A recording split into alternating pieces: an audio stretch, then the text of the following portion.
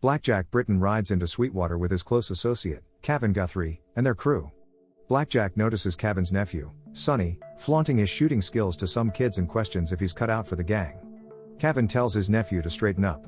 Blackjack then leads his men to rob the bank.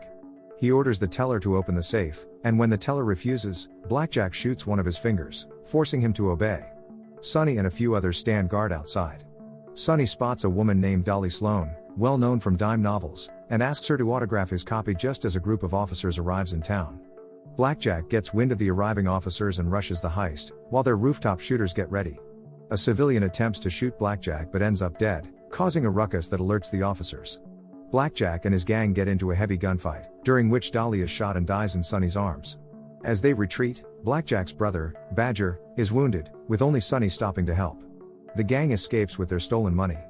Blackjack learns they lost 2 men along the way, but he brushes it off, reminding the group of the arduous journey ahead where some might not survive. Badger reassures Blackjack he can keep up, and Blackjack ominously promises that anyone who falters will meet him again in hell. Eventually, the group realizes they are being chased by a posse. Blackjack understands they can't pause, but Sonny insists that Badger needs rest due to his injury. Badger, however, assures them he can keep going, so they continue riding. As predicted, Badger starts to lag behind, and Sonny helps him. The next day, Badger's condition deteriorates, and he falls off his horse. Realizing he is near death, he asks his friends to end his suffering, but they refuse to waste bullets. As they leave, Badger advises Sonny to escape their life of crime, saying it's not like the dime novels he reads. He reaches for Sonny's gun, and despite never having killed anyone before, Sonny ends Badger's pain. Upon hearing the shot, Cavan praises his nephew's courage, but Sonny feels no pride. Out of nowhere, Sonny is shot in the leg, and the posse appears from the cliff. Seeing this, Blackjack's men flee quickly, but the posse catches up, triggering a gunfight. Amid their frantic retreat, a bullet hits the horse carrying their loot. Blackjack attempts to recover it, but with the posse closing in, Cavan warns him it's not worth the risk. After escaping, Blackjack feels disheartened as he watches his hard-earned loot go to waste. Later, the group finds themselves wandering through a sandstorm and follows a path leading them to a tunnel. Emerging from the other side, they are baffled to discover a lush paradise. As they navigate the peculiar place, they encounter a solitary Indian near a seemingly pointless gate. Eventually, they come across a small town. Everyone watches Blackjack and his crew as they come into town, but Sheriff Forrest greets them warmly to the town of Refuge. Blackjack informs the sheriff that they are cattle drivers and were attacked by Apaches while moving their herd. Upon hearing this, the sheriff offers to stable their horses, provide drinks at the saloon, and give them beds at the hotel. The men are surprised by the generosity but accept the offer.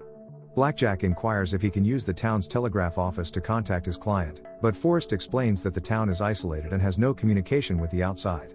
Then, the sheriff calls on Deputy Glenn to show the men to their lodgings, while a woman named Rose takes the injured to see the doctor. Before they head out, the sheriff reminds everyone not to swear in Refuge, except in the saloon. Later, Sonny and some injured men follow Rose to the doctor's office. Sonny asks Rose how long she has been in Refuge, and she answers with precise detail: 5 years, 1 week, and 2 days. Shortly thereafter, they meet Dr. Woods. At the saloon, Blackjack confides to his men that the town's residents are unarmed, suggesting it would be easy to rob them. Meanwhile, at the doctor's office, Sonny looks intently at the doctor, feeling he recognizes him from somewhere but can't quite place it. After receiving treatment, Rose accompanies Sonny and inquires how many people he has killed, which he finds peculiar. She also questions their equipment, noticing they lack the usual supplies, like ropes and branding irons, that cattle drovers should have. Sonny evades answering, causing Rose to leave, but he attempts to make amends by admitting he killed 1 man out of compassion. Nevertheless, Rose doesn't return.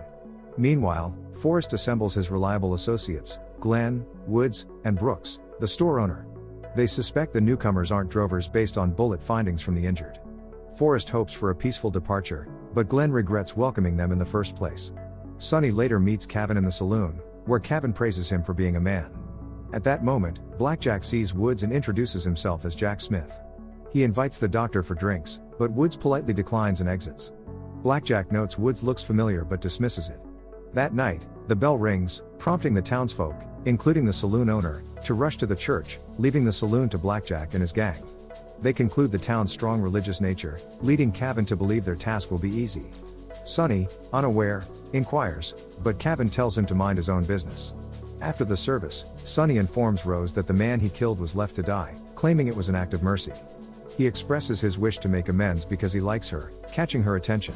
A drunken Cavan then sees them and chastises Sonny for monopolizing a woman's attention, proceeding to punch Sonny and threaten Rose. Forrest intervenes to help her, but Cavan pulls a gun. Instead, Sonny gets up and knocks Cavan, his uncle, out. Sonny asks if Cavan will be jailed, but Forrest replies they lack a jail. After Forrest escorts Rose away, Blackjack arrives questioning what happened, but Sonny pretends not to know. The next day, Forrest asks Sonny to inform Blackjack that he wants to have a word with him. Curious, Sonny inquires about how long Forrest has been the town's sheriff, and Forrest responds by saying it's been over a decade. After Forrest departs, Sonny opens his dime novel and realizes that the sheriff resembles Wild Bill Hickok, a renowned gunslinger. Later, Blackjack visits Forrest, who politely asks him to keep his men in line due to Cavan's behavior towards Rose the previous night. Blackjack retorts that Cavan was also knocked down, but Forrest clarifies that none of the townspeople did that. Forrest gently reminds him that the town has extended only hospitality to them, so they should at least behave in return. Blackjack responds that his men will follow his orders. Blackjack then questions why none of the townsfolk are armed, and Forrest explains that they haven't needed to be, but they have their own methods of dealing with issues. Meanwhile, Cavan and Sonny visit the store looking for ammunition.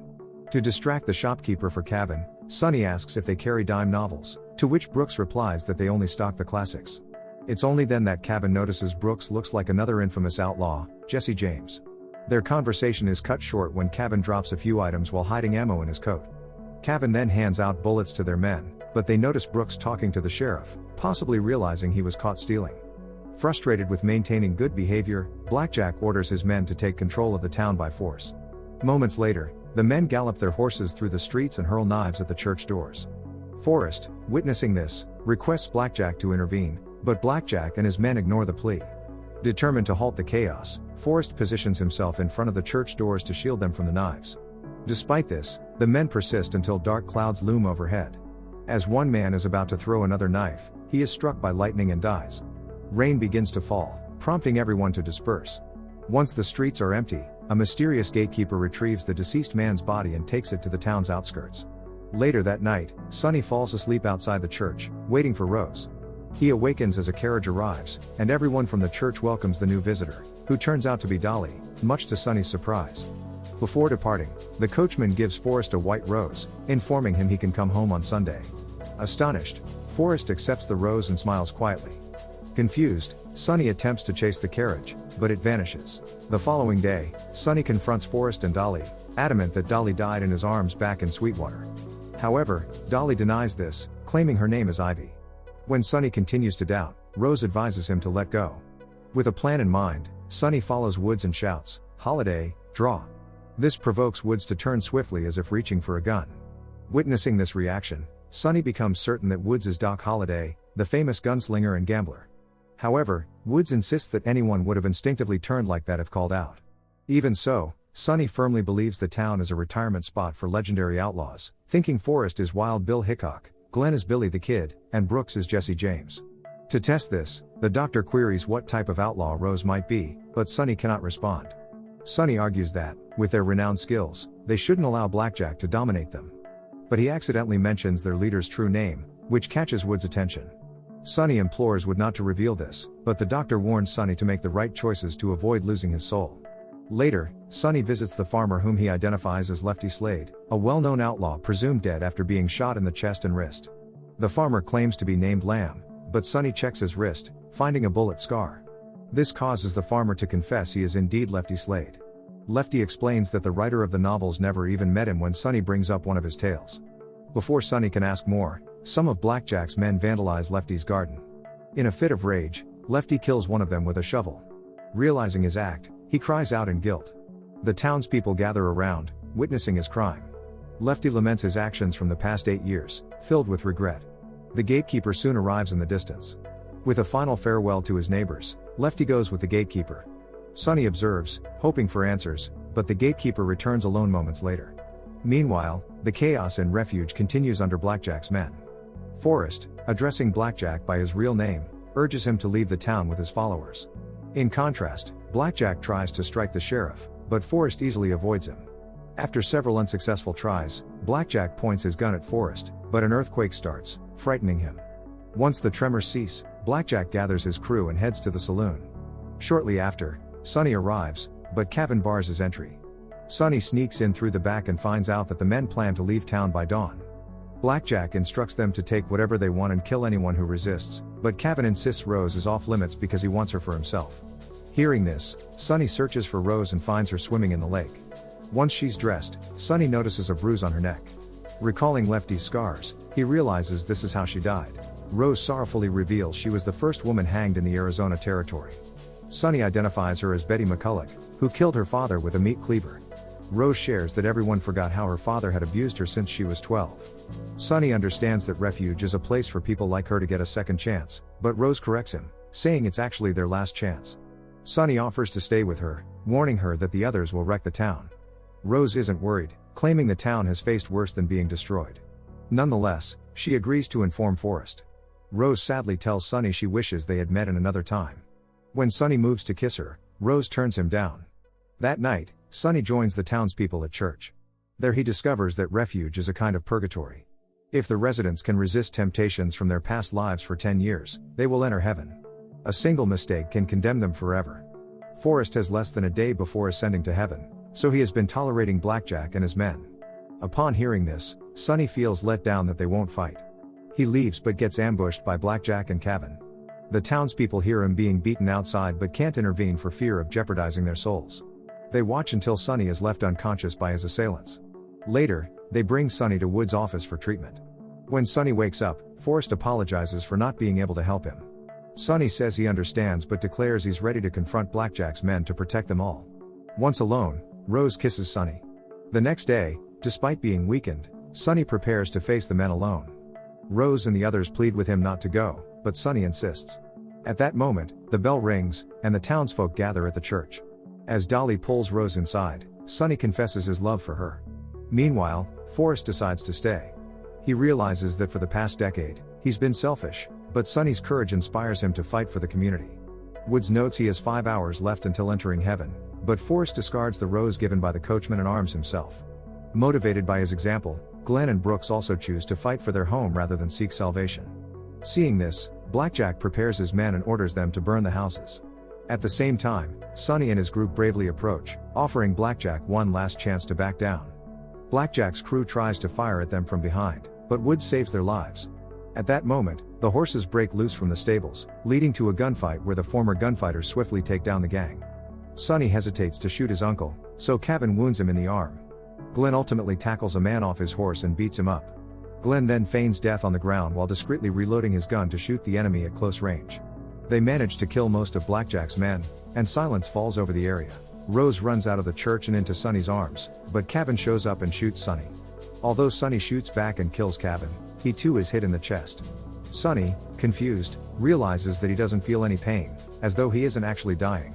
With this realization, Forrest understands that Sonny has earned a second chance and welcomes him to Refuge.